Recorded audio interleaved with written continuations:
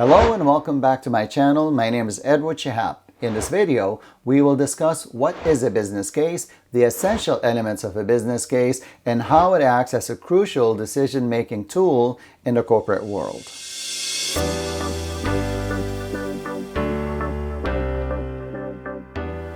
A business case serves as a comprehensive decision support and planning tool that projects financial outcomes and other business consequences of a particular action or decision. It addresses fundamental questions such as, what are the processes if we proceed with this action? What if we take a different action? Or how about if we don't do anything and keep things as they are?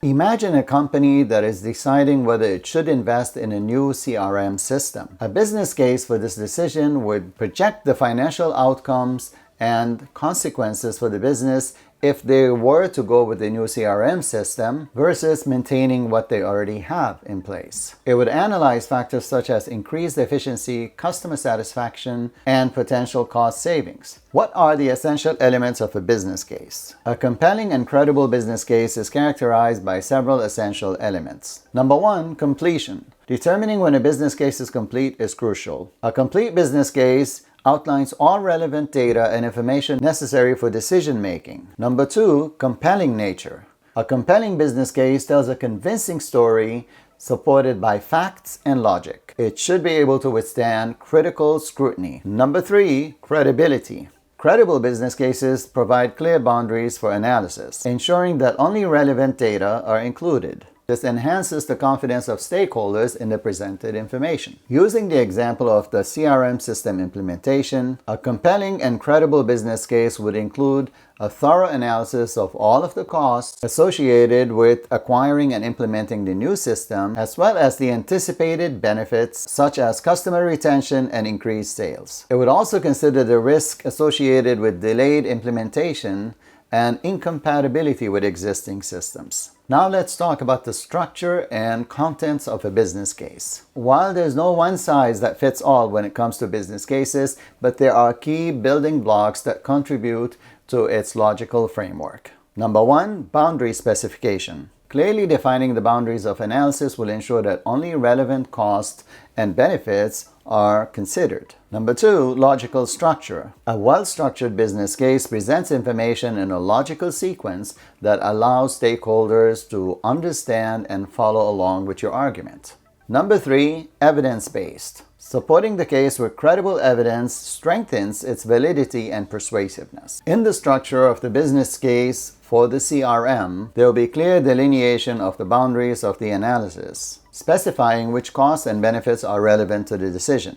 The case will present information in a logical sequence, starting with the overview of the current situation, followed by analysis of the alternatives, and concluding with recommendations supported by evidence. Number four, comparison to legal cases. Drawing an analogy to legal cases, a business case shares similarities with arguments presented in court, both involving structuring arguments, selecting evidence, and crafting persuasive narratives to support a particular stance. For the CRM example that we're using, a business case would resemble arguments presented in court, with the company advocating for the adoption of the new system, considering the benefits that it would bring, and evidence supporting superiority over the process or tool that we have in place. Number five, misconceptions about business cases. Contrary to what people believe, a business case is not always going to be something that is filled out by finance or accounting team. While there's a lot of financial metrics in business cases, the essence of case building lies in the ability to think critically